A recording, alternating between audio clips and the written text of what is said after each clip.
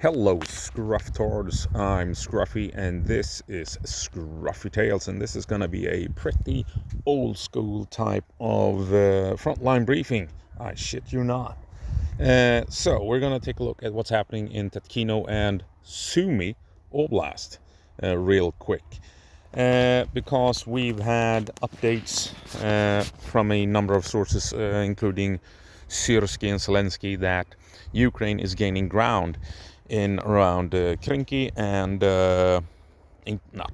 Tatkino and Sumy Krinky. So here we have, I've made an old school map. Take a look at this in the sand. Here we have Tatkino. So what do we have? We have a road leading into town. Town is over here. What we know is that Ukraine has secured territory here. Specifically down here you have a graveyard that they have fortified, the buildings surrounding that graveyard. Over here is a street that Ukraine has fortified, and they are now spreading influence between these 2 points, pushing further into town. There is up here a factory complex, an industrial site that, according to Andrew Perpetua, Ukraine has now pushed into, and they are contesting. That is a heavily fortified area. Ukraine has been bombing it with the airstrikes for a year, more or less, and they have now pushed in to contest that factory location. Very interesting. At the same time, we can see outside of town, Ukraine has moved in, crossing the border, followed some windbreaks to secure Russian fortified positions, trench lines, and they have expanded their territory along some farmer roads, tractor roads, and there is an indication that they might be moving up to this main road, this one single road leading into Tatkino, that we might have Ukrainians outside of or close nearby that road. We know that Russian mill bloggers have been worried that Tatkino will be surrounded, and we are now seeing indications on the mappers that this is happening slowly but surely in Tatkino. A bit to the east, we now have updates of Ukrainian troops on the ground moving on foot. They made a motorcycle assault, they made mechanized assault in this area. We have Tatkino, and then slightly east, south of a town called Veseloye. Veseloye is up here somewhere. We have activity in this area where Ukraine keeps pushing in across the border, securing a large forest area right beyond the border, and they have established a presence south of Veseloye, and I think it's safe to say that Ukraine has control of a small area where they can move freely and across the border to fortify this position. Moving on to Sumy Oblast. This is interesting. We have the border between Kursk and Sumy. Yunakivka, the main town just outside of, or just south of the border. Down here is Sumy, the city itself, and here we have a forest belt highlighted in the sand. We have now entered the third phase of the Kursk operation. First phase was to push into Kursk and secure territory. The second phase that the Ukrainians realized was going to happen was that they would be slowly pushed back over town. There was no time, there was no chance in hell that Russia would allow them to hold territory. Now, in the best of worlds, they could have used Kursk as a bargaining chip during peace talks, but the Ukrainians also knew that there was a chance that there would not be peace talks, that peace negotiations would collapse, and if that happened, Russia would allocate vast amount of troops to Kursk and eventually push Ukraine out of Kursk. This was also part of the plan. Force Russia to allocate vast amount of manpower and vast amount of resources away from Ukraine itself and tied up in Russia, far away from the Ukrainian front line further south and into the east, and moving Russian assets into Russia and locking them down in Russia, right? Essentially moving the war from Ukraine into Russia. That was part of the plan in case the peace talks completely failed. Tie up Russian assets in Russia instead of in Ukraine. And of course, the Ukrainians realized that over time, Russia would build up more and more manpower until they could push Ukraine out. Ukrainians probably hoped that they could hold until 2026, but they realized it would probably happen sometime during 2025. Like I said, when all of the Kursk incursion shenanigans began. So, first phase, move in, secure territory. Second phase, slowly fall back, fight in withdrawal, tie up as many assets, inflict as many casualties as possible in Russia instead of in Ukraine. And now we are in the third phase. First phase, invade. Second phase, slowly fall back. And third phase, what is that? Well, Ukraine held territory for 10 months, roughly, in Kursk.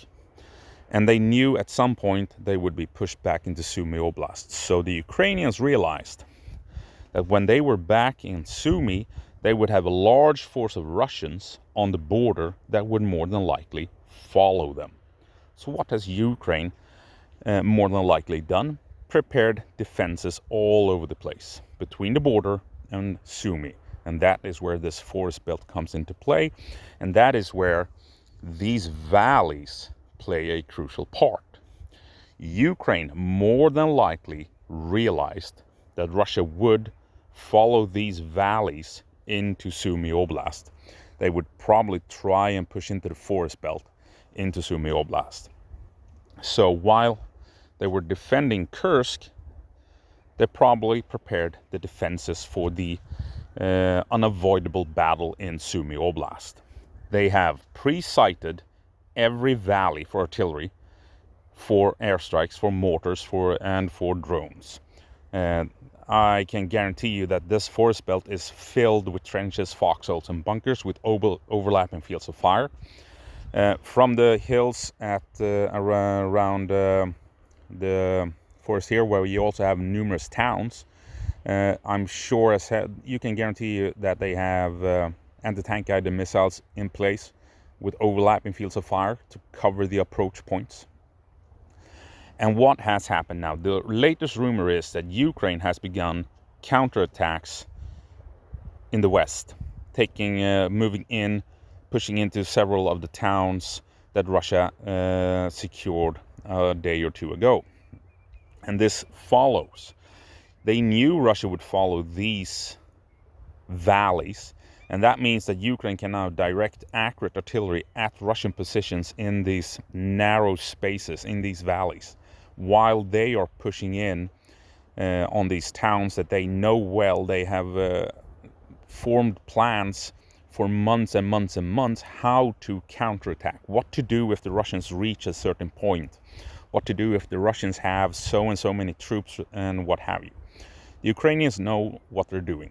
They have allowed the Russians to move in since they expected it, tied the Russians down in kill zones, and they are now counterattacking where they know they have the advantage. And they knew beforehand how to move in on these valleys because they have planned it while they also planned the invasion of Kursk.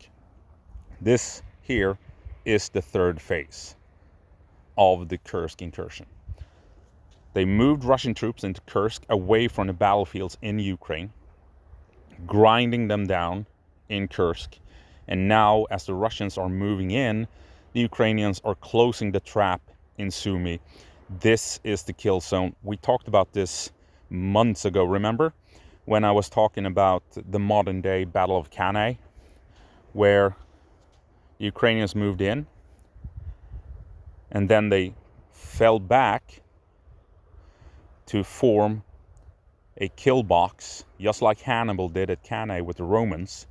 And now they're moving in to outflank, encircle, and destroy the Russians in carefully planned kill zones. And it's happening. Ukraine knows what they're doing. They know what they're doing. They've planned for this. This is the third phase of the Kursk incursion, the Battle of Sumy, where they will grind down and destroy the Russians after the Russians are foolishly moving in to the prepared ambushes of the Ukrainians. Syrsky has once again proven that he is a mastermind of warfare, and he is outsmarting the Russians in every goddamn turn. Remember, in 2024, Russia only secured 0.5% of Ukrainian territory. In 2025, they've so far secured 0.25%, 0.25% so far, after 6 months in 2025 of Ukrainian territory. Ukraine, they know, the Ukrainians, they know what they're doing. And right here in Sumy, it's a kill zone, and the Russians just stepped into an ambush that the Ukrainians are now closing in, and they're destroying as many Russians as possible. That's going to have to be it. Thank you for watching, and hope you enjoyed this this is about as real of a frontline update as you can get. This is what it looks like in the field. This is what soldiers do. Nothing fancy on a computer, drawing lines in the sand. This is what it's all about. Anyway, hope you found it interesting, and as always, go po marsh, Ukraine, and give them hell.